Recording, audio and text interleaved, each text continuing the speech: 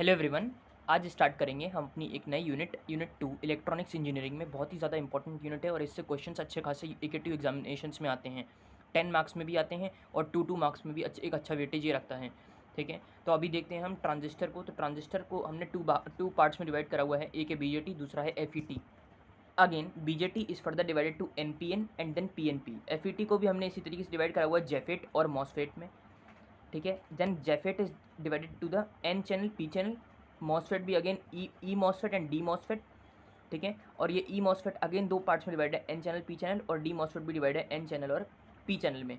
ठीक है, तो अब यहाँ पे आपको कैसे पढ़ना है, तो सबसे पहले हम कवर करेंगे इस यूनिट में बीजेटी को, उसके बाद आएगा एफईटी, उसके बाद जेफेट, मॉसफेट और इन सब के जो वर्किंग है, कंस्ट्रक्शन है, उन सबको हम डिस्कस करेंगे। जनरली हम यहाँ पे एन चैनल और एन पी एन ट्रांजिस्टर का डिस्कस करते हैं क्योंकि ये ज़्यादा पॉपुलर होते हैं। ठीक है, क्यों, इसका कारण अभी थोड़ी देर में दिखाएंगे आपको कि एन पी एन ट्रांजिस्टर क्यों पॉपुलर है और एन चैनल इसलिए ज़्यादा पॉपुलर होता है। क्लियर है, इसलिए तो मतलब कहीं ना कहीं एन चैनल और एन पी एन की वर्किंग तो ज़रूर आप करके जाइएगा या कंस्ट्रक्शन करके जाइएगा, क्योंकि पी एन पी और पी चैनल आप अपने आप लिख पाएंगे। ठीक है, बाकी अभी स्टार्ट करते हैं। तो ये ट्रांजिस्टर का एक मैंने ओवरव्यू दे दिया, किस तरीके से चैप्टर चलेगा, किस तरीके से इस चैप्टर के आपको वीडियोस दिखेंगे या कहीं ना कहीं किस तरीके से आपको कंटेंट अपने आप भी अगर पढ़ें तो इस तरीके से कवर करें। तो अभी देखते हैं बीजेटी।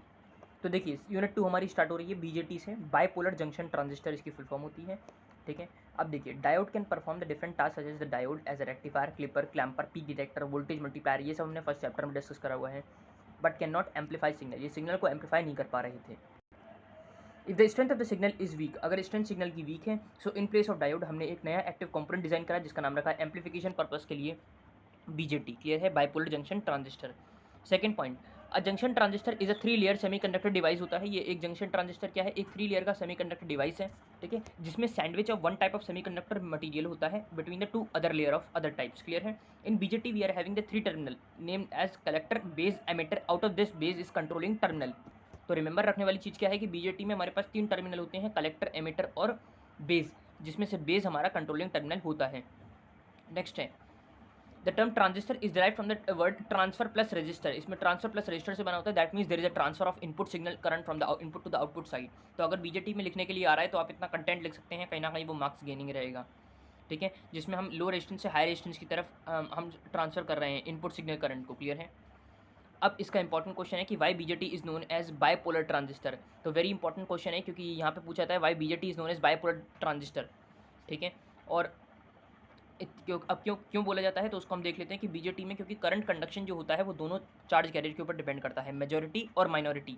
क्लियर है, तो शॉर्ट में अगर देखें तो बीजेटी को बायपोलर क्यों कहा जाता है, बायपोलर मतलब दो पोल्स। ठीक है, दैट मीन्स दोनों चार्ज कैरियर की बात हो रही है। ठीक है, इन बीजेटी की current conduction depend upon both types of charge carrier, that means majority and the minority charge carriers. अब इसमें कौन कौन से आ जाते हैं, इसमें हमारे पास इलेक्ट्रॉन्स आ जाते हैं, होल्स आ जाते हैं। That is the reason this device is known as bipolar transistor. Then again अब हमारे पास आता है टाइप्स ऑफ ट्रांजिस्टर। तो टाइप्स ऑफ ट्रांजिस्टर मैंने आपको बताया जो हमारे बीजेटी में डिवाइडेड हैं वो है एनपीएन और पीएनपी में। एनपीएन होता है, ठीक है, एनपीएन में हमने एक एन की लेयर ले ली है, एक पी की लेयर, और एन पी को हमने सैंडविच कर दिया है दो एन के बीच में। ठीक है, तो ये हमारा एमिटर हो गया जो एन पे लग रहा है, और बेस हमारा जो हो गया जो जो कंट्रोलिंग टर्मिनल है उसे हमने बेस कह दिया है, बी जो है वो हमारा बेस हो गया, और कलेक्टर हमारा दूसरा वाला जो एन टर्मिनल है वो हो गया है। ठीक है, इसकी रिप्रेजेंटेशन इसका ग्राफिकल रिप्रेजेंटेशन हम किस तरीके से करते हैं, तो हमारे पास ये इस तरीके से हम सिंबल इसका होता है, जिसमें अगर मैं एन पी एन की बात कर रहा हूँ, इसको एन बोलेंगे, इसको एन और इसको पी, क्योंकि बेस पे क्या था, पी था, इस पे क्या है, सी पे एन है, और इस पे क्या है, एमिटर पे अगेन एन है हमारे पास। ठीक है, ये देखिए इस फिगर से ये जो मैंने सर्कल बनाया है ये रेफर करता है packaging of the transistor. Packaging होती है कि जिसमें हम सर्टेन एलिमेंट्स को उस ट्रांजिस्टर के ऊपर लगाते हैं, तो वो पैकेजिंग हो गई है। और पैकेजिंग को दिखाने के लिए डिफरेंट टाइप्स ऑफ पैकेजिंग होती है, तो हमने यहाँ पे एक सर्कल लगा दिया, वो सिर्फ और सिर्फ पैकेजिंग को रेफर कर रहा है। तो अगर नहीं भी लगा मिलता है तो कोई प्रॉब्लम नहीं है, बट आप इसे दिखाओगे तो ये एक सही चीज़ होती है। ठीक है, एक राइट वे होता है एक रिसेंबल रिप्रेजेंटेशन का। ठीक है, अब मैं बात करता हूँ N P N. N P N का मतलब होता है नॉट पॉइंटिंग इन, मतलब एक तरीके से ये ट्रिक है, इस तरीके से आप याद कर सकते हो कि नॉट पॉइंटिंग इन में एरो हमेशा एमिटर टर्मिनल की तरफ ही जाएगा, ये भी ध्यान रखना है। एमिटर टर्मिनल से ही करंट जो है एग्जिट होता है, या एमिटर टर्मिनल से ही करंट कहीं ना कहीं एंटर हो रहा है। ठीक है, तो अगर हम बात कर रहे हैं एनपीएन वाले में, तो एनपीएन वाले में हमारा एमिटर से करंट बाहर आ रहा है, नॉट पॉइंटिंग इन, मतलब अंदर की तरफ पॉइंट नहीं करेगा, बाहर की तरफ करेगा। अगर मैं पीएनपी की बात करूं तो जो बचा एनपीएन का अपोजिट हो गया, दैट इज पॉइंटिंग इन। ठीक है, पॉइंटिंग इन हो गया, और इसमें भी मैं इस तरीके से एक सर्कल बना सकता हूं जो इसकी पैकेजिंग को रेफर करेगा। ठीक है, ये आप देख सकते हैं, इस तरीके से सर्कल आप बना दीजिएगा। ठीक है, तो ये हमारा कहीं ना कहीं इस तरीके से रिप्रेजेंट करेगा। नाउ नेक्स्ट क्वेश्चन इसी में आता है, why are NPN transistor popular. Important question है। एनपीएन ट्रांजिस्टर पॉपुलर इसलिए है then PNP because in NPN transistor majority carriers are electrons. Clear है, और जो मोबिलिटी होती है इलेक्ट्रॉन की वो ज़्यादा होती है एज कम्पेयर टू होल्स। क्या होता है कि एनपीएन ट्रांजिस्टर हमारे बहुत ज़्यादा पॉपुलर होते हैं पीएनपी से, क्योंकि in NPN transistor majority carriers are electron and mobility of electron is much higher than that of hole. और वो अगर मैं अप्रॉक्सीमेट लगाऊं तो वो होल्स की 2.5 टाइम्स होती है। ठीक है, इसलिए हम एनपीएन ट्रांजिस्टर को यूज़ करते हैं। नेक्स्ट इसमें कुछ इंपॉर्टेंट कंसेप्ट है वो सीखते हैं और फिर आगे बढ़ेंगे। तो सबसे पहला important concept, base region is always comes in between the emitter and collector. अभी आपने देख लिया बेस रीजन को बीच में हमने रखा हुआ था, वो एमिटर और कलेक्टर के बीच में आता है। बेस रीजन बहुत थिन होता है, बहुत लाइटली डोप्ड होता है, बहुत लाइटली डोप्ड होता है। क्यों होता है? Base region is lightly doped क्यों होता है? इसलिए होता है कि जिससे जो जो चार्ज कैरियर हमारे एमिटर से आ रहे हैं वो बेस से आराम से पास होकर सारे के सारे इंजेक्ट हो जाएं और वो हमारे कलेक्टर साइड में चले जाएं। ठीक है, ये होता है हमारा बेस कंसेप्ट। अभी मैं इसकी फिगर दिखाऊंगा तो आपको ये और ज़्यादा क्लियर हो जाएगा। Now doping of emitter is slightly greater than the collector. Doping ज़्यादा होती है कि जिससे ये सारे जिससे क्योंकि इसे चार्ज कैरियर देने हैं और कलेक्टर पे सारे कलेक्ट होने हैं, इसलिए डोपिंग एमिटर की ज़्यादा होती है, थोड़ी सी ज़्यादा होती है कलेक्टर से। और कलेक्टर की भी सबसे ज़्यादा तो सबसे कम किसकी हो गई? बेस की। और सबसे ज़्यादा किसकी हो गई? एमिटर की। अगर मैं एरिया की बात करूँ तो एरिया कलेक्टर का ज़्यादा होता है, क्योंकि क्यों? क्योंकि इसे सारे चार्ज कैरियर कलेक्ट करने हैं जो एमिटर भेज रहा है। ठीक है, बेस के थ्रू। तो यहाँ पे कलेक्ट करना है तो एरिया कहीं ना कहीं कलेक्टर टर्मिनल का ज़्यादा हो जाएगा। तो मैंने रिप्रेजेंट कर दिया A C is greater than A E is greater than A B. Clear है, ए ई रिप्रेजेंट कर रहा है एमिटर टर्मिनल के एरिया को, बी रिप्रेजेंट कर रहा है बेस टर्मिनल के एरिया को। ठीक है, तो ये आपको चीज़ याद रखनी है। डी रिप्रेजेंट कर रहा है डोपिंग को। क्लियर है, तो यहाँ पे ये चीज़ बिल्कुल क्लियर थी, बिल्कुल सिंपल चीज़ है, इंपॉर्टेंट कॉन्सेप्ट में ही आते हैं। इसके बाद स्टार्ट करते हैं ऑपरेशन ऑफ एनपीएन ट्रांजिस्टर। ये जो मैं टॉपिक्स डिस्कस कर रहा हूँ सारे के सारे AKTU में प्रीवियसली आ चुके हैं, तो इसमें से छोड़िएगा कोई भी मत।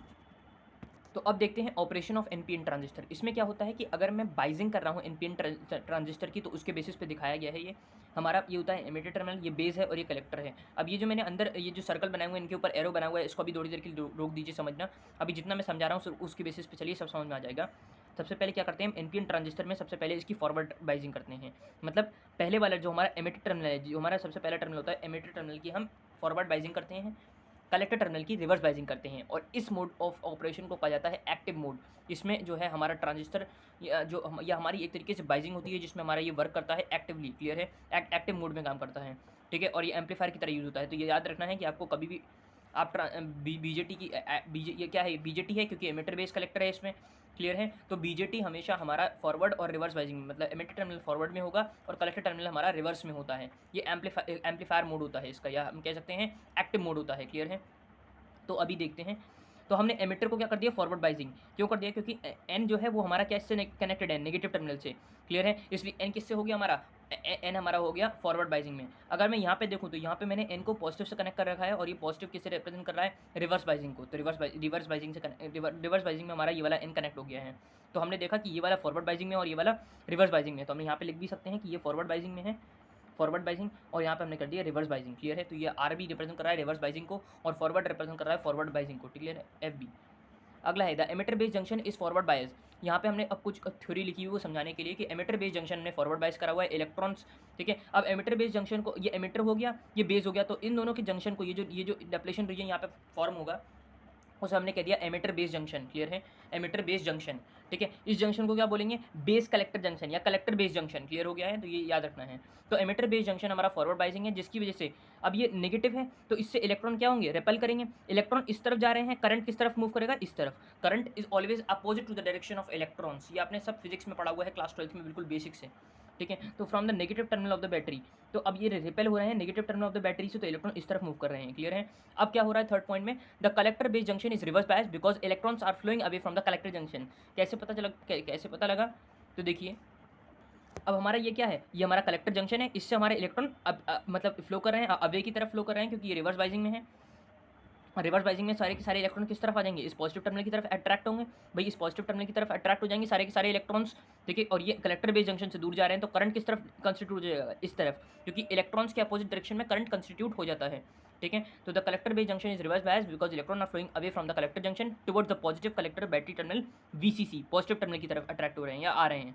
ठीक है। फोर्थ पॉइंट है हमारे पास, since the potential barrier is reduced, ठीक है, सिंस हमारा एक पोटेंशियल बैरियर जो है वो अब रिड्यूस हो रहा है due to the forward biasing, base region बहुत थिन है। तो अब सिंस क्या है कि हमारा जो एमिटर बेस जंक्शन था वो क्या था, फॉरवर्ड बाइजिंग था, तो पोटेंशियल बैरियर कैसा हो गया, रिड्यूस हो गया, बेस रीजन कैसा है, थिन है, लाइटली डोप्ड है, तो इलेक्ट्रॉन क्रॉस कर जाते हैं पी टाइप बेस रीजन को, इसलिए हम इसको थिन बनाते हैं, लाइटली डोप्ड बनाते हैं, so that the most of the electrons are injected towards the collector terminal. लिख लीजिए, जो मैं बोल रहा हूँ उसकी भी उतनी ही इंपॉर्टेंस है जितना मैंने कॉपी में लिखा है, क्या कि why the base region is very lightly doped, why it is very thin, कि जिससे हमारे most of the electrons are injected towards the collector terminal. Clear है।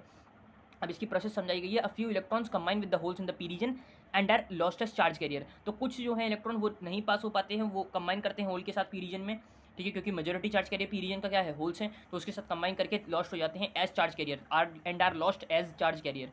क्लियर है। Sixth point, now electron in the N region swept up by the positive collector voltage VCC, ठीक है। अब जो electron है वो मैंने बताया कि एन रीजन से वो पॉजिटिव की तरफ आ रहे हैं, इन दिस वे इलेक्ट्रॉन का कंडक्शन पूरा हुआ, एमिटर से कलेक्टर पे आए, फिर कलेक्टर से बैटरी की तरफ गए, तो इससे क्या हुआ, एक इलेक्ट्रॉन सेटअप हुए, इलेक्ट्रॉन सेटअप हुए तो करंट भी हमारा सेटअप हो गया, ठीक है, इलेक्ट्रॉन का कंडक्शन हुआ, करंट भी सेटअप हो गया, current as long as the two junction are properly biased, तो यहाँ पे कंडीशन लग गई कंटिन्यूसली, जब तक हमारे टू जंक्शन प्रॉपर्ली बाइजिंग में है, और प्रॉपर्ली बाइजिंग का मतलब है पहला फॉरवर्ड है और दूसरा वाला जंक्शन जो है that is collector base junction वो हमारा किस में है, रिवर्स बाइजिंग में है, ठीक है, तो यहाँ पे होता है। तो अब अगर मैं फिगर से कुछ देखूँ तो फिगर से मुझे ये पता लगेगा कि एमिटर करंट ये है, बेस करंट ये है और आईसी ये है, तो अगर मैं इस पॉइंट को रेफरेंस मान लूँ और इस पर केसीएल लगा दूँ, अगर मैं इस पॉइंट को रेफरेंस मान लूँ तो इस पॉइंट से अंदर की तरफ कितने करंट आ रहे हैं, एक आईबी आ रहा है और एक आईसी आ रहा है। क्लियर है। और बाहर कितने जा रहे हैं, आईई, तो हम कह सकते हैं IE equals to IB plus IC, IE equals to IB plus IC, तो देखिए मैंने बस वही लिख दिया है, I equals to IB plus IC.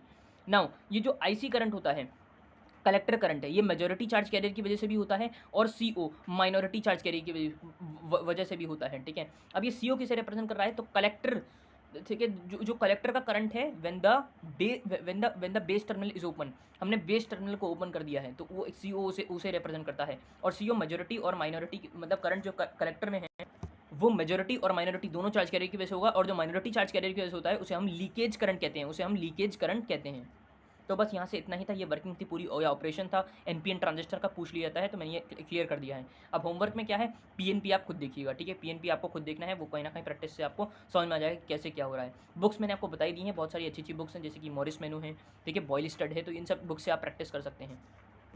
अगला है बाइजिंग ऑफ ट्रांजिस्टर। देखिए अब बाइजिंग ऑफ ट्रांजिस्टर की बात करें तो रीजन ऑफ ऑपरेशन हमने एक बना रखा है EB junction, emitter base junction, CB collector base junction, application कहाँ पे है, तो मैंने आपको बताया था एक्टिव रीजन में वर्क करता है जब पहला फॉरवर्ड हो दूसरा रिवर्स बाइज हो, ठीक है, तो बस वही हो रहा था। एप्लीकेशन इसकी कहाँ पे है, एम्पलीफायर, तो ये एक्टिव मोड होता है, एक्टिव रीजन होता है। सैचुरेशन रीजन जहाँ पे दोनों ही फॉरवर्ड बाइजिंग हो जाए वहाँ पे ये ऑन स्विच की तरह ऑपरेट करता है। कट ऑफ रीजन में दोनों रिवर्स बाइजिंग में तब ये ऑफ स्विच होता है, यूज होता है। और रिवर्स एक्टिव रीजन, नाम से पता लग रहा है एक्टिव का रिवर्स कर दो, मतलब रिवर्स इधर कर दो फॉरवर्ड उधर कर दो, लेकिन ये वाला हमारा कहीं पे भी यूज़ नहीं होता, नेवर यूज होता है, नेवर डिजायर्ड फॉर बीजेटी।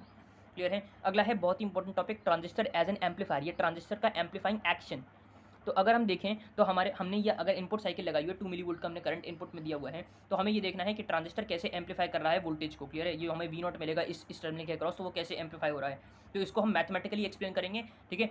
तो अब देखिए हमने एक पीएनपी ट्रांजिस्टर यहाँ पे लिया है, ठीक है, पीएनपी लिया है यहाँ पे, और अब हमने क्या करा कि आई जो है ये हमारा आई है। अब देखो पीएनपी में क्या होता है, जस्ट जो इधर था हमारा आई वो आई अपोजिट जा रहा था, अब आई ऐसे जाएगा क्योंकि ये क्या हो जाएगा, यहाँ पे पीएनपी जस्ट अपोजिट चलता है एनपीएन के, तो यहाँ से आपको ये भी हिंट मिल जाएगा कि आप पीएनपी की ऑपरेशन कैसे लिखेंगे। अभी आपको सोचना है कैसे आप लिखना है, अभी फिलहाल मैं इसे समझा दे रहा हूँ। क्लियर है, ठीक है। तो अब देखिए एज्यूमिंग, अब यहाँ पे ट्रांजिस्टर को मैं आइडियल एज्यूम करके चलूँगा, तो यहाँ पे एक कंडीशन है आई सी इक्वल्स टू आई, ये कैसे पता लगा, तो ये आई सी इक्वल्स टू आई, ये रिलेशन हमें बाद में पता लगेगी जब हम आगे अपने वीडियोस में डिस्कस करेंगे। फिलहाल अभी आपको बस इतना रिमेंबर रखना है कि आई सी जो होता है वो आई के बराबर होता है फॉर एन आइडियल ट्रांजिस्टर, ठीक है। और अल्फा की वैल्यू, अब ये अल्फा क्या है, तो जब मैं आई सी को आई ई के बराबर लेता हूँ तो एक कांस्टेंट लगा देता हूँ, that is I C equals to alpha I E. अब यहाँ पे अल्फा क्या है, तो इसके बारे में भी अब आपको कुछ नहीं देखना है, इसके लिए आगे वीडियो आएगा उसमें हम डिस्कस करेंगे इस पर्टिकुलर चीज़ को कि अल्फा क्या है और ये आई सी आई ई ये सब क्या है। वैसे तो आई सी पता है, कलेक्टर करंट, आई ई एमिटर करंट, ये इक्वल कैसे होगा, तो ये इसके बारे में भी बात करेंगे, ठीक है। तो मतलब इसके बारे में अगले वीडियो में देख लीजिए, तो वहाँ पे हमने पूरा क्लियर कर देंगे, जहाँ पे हम ट्रांजिस्टर के जो है कॉन्फ़िगरेशंस को डिस्कस करेंगे, ठीक है, वहाँ पे ये क्लियर हो जाएगा। तो अल्फा इक्वल्स टू 1 होता है, तो आई सी जो है वो आई के बराबर होता है, ठीक है। तो आई सी बाई आई की वैल्यू कितनी हो जाएगी, 1, ठीक है। अब देखिए अगर मैं इनपुट साइड की बात करूँ, इनपुट करंट की अगर मैं बात करूँ, तो मतलब ये तो मेरा ये अज्यूमिंग ट्रांजिस्टर एज आइडियल है, तभी हम ये सब कर रहे हैं कैलकुलेशन, इसलिए इसे मेंशन करा है हमने, ठीक है। तो अगर मैं आई की बात करूँ, मतलब इनपुट करंट की बात करूँ, तो input current input voltage upon में इनपुट रेजिस्टेंस होगा। तो इनपुट वोल्टेज हमने कितना दिया है 2 मिली वोल्ट, और इनपुट रेजिस्टेंस कितना है हमारा 10 ओम। तो 2 मिली वोल्ट डिवाइड बाई 10 आ जाएगा 0.2 मिली एम्पियर। करंट हमारा इनपुट साइड में इतना है। अब जो हमारा कलेक्टर साइड है, ये मैं इसको बोल दूँ आई बोल रहा हूँ, मैं इसे आई बोल रहा हूँ या आई बोल दूँ, बात एक ही है। अब मैंने पहले ही बोल दिया आई जो है वो आई के बराबर है, तो जितना करंट यहाँ से निकला है वो करंट हमें यहाँ पे मिल जाएगा। So that is I L equals to I. ये क्यों एज्यूम कर रखा है, इससे क्या पता लग रहा है कि आई जो है वो आई ई प्लस, मतलब आई जो है वो सिर्फ और सिर्फ आई ई के बराबर है, मतलब आई बी वाला टर्म जो है वो कहीं ना कहीं कट गया है। मतलब ये सीधे सीधे ये मतलब है कि जो बेस रीजन है, यहाँ पे बेस रीजन क्या है एन, तो एन जो है वो बहुत ज़्यादा लाइटली डोप्ड है, बहुत ज़्यादा थिन है, इसलिए उसके करंट को हम नेग्लेक्ट कर सकते हैं। क्लियर है। तो यहाँ पे आई एल जो है अब वो आई के बराबर हो गया, ठीक है। इनपुट करंट के वो हमने यहाँ से निकाला, तो 0.2 मिली एम्पियर आई एल आ गया। आई एल क्या था, आई एल हमारा ये वाला करंट है, ठीक है, इस तरह जो कॉन्स्टिट्यूट हो रहा है। अब देखिए, तो अब हमने क्या करा, V naught equals to I L into R L करेंगे। भाई हमें वी नॉट निकालना है, तो वी नॉट आई एल हमने निकाल दिया, आर एल इससे मल्टीप्लाई करेंगे, तो I L into R L, तो आई एल की value 0.2 into 5 kilo ohm is equals to 1 volt. तो वी नॉट की, अब देखिए यहाँ पे हमने वी आई कितना अप्लाई करा था, यहाँ पे अगर आप देखो तो वी आई हमने अप्लाई करा 2 मिली वोल्ट, और यहाँ पे अगर आप देखो वी नॉट तो वो 1 वोल्ट मिल रहा है, मतलब 2 मिली वोल्ट से 1 वोल्ट में जा रहा है। तो कितना ज़्यादा एम्पलीफिकेशन हो गया, इसलिए हम यूज़ करते हैं बीजेटी को for the amplification factor, amplification action के लिए। और कब यूज़ करते हैं, जब पहला वाला फॉरवर्ड में हो, एमिटर बेस फॉरवर्ड में हो, और कलेक्टर बेस हमारा रिवर्स बाइसिंग में हो, तो ये होता है हमारा एक्टिव रीजन या एम्पलीफायर की तरह यूज़ होता है। ठीक है, तो यहाँ पे हमने ये चीज़ क्लियर कर दी। इसका क्वेश्चन आता है, इसलिए मैंने इस टॉपिक को इंक्लूड कर रखा है। ठीक है, अब अगला वीडियो हमारा आएगा इसी यूनिट के ऊपर, ट्रांजिस्टर कन्फिग्रेशन, ठीक है, जिसमें हम बहुत सारी कन्फिग्रेशन को डिस्कस करेंगे, जिसमें आती है common base, common collector, common emitter. ठीक है, उस वीडियो की लेंथ ज़्यादा होगी, बट वो कहीं ना कहीं उसमें सारे कंसेप्ट आपके क्लियर हो जाएंगे। आई होप आपको इस वीडियो में सब चीज़ क्लियर हो गई होगी। इनकेस अगर कोई भी डाउट आता है तो आप हमसे कमेंट सेक्शन में पूछ सकते हैं। ठीक है, और इसके अलावा किसी भी यूनिट में, किसी भी इलेक्ट्रॉनिक्स की यूनिट में या किसी भी और सब्जेक्ट में डाउट है, तो आपको हमारे कुछ नहीं करना है, चैनल पे क्लिक करके प्लेलिस्ट सेक्शन में जाके आप उस वीडियो से रेफर कर सकते हैं। तो आज के लिए इतना ही रखते हैं। Thanks for watching, have a nice day.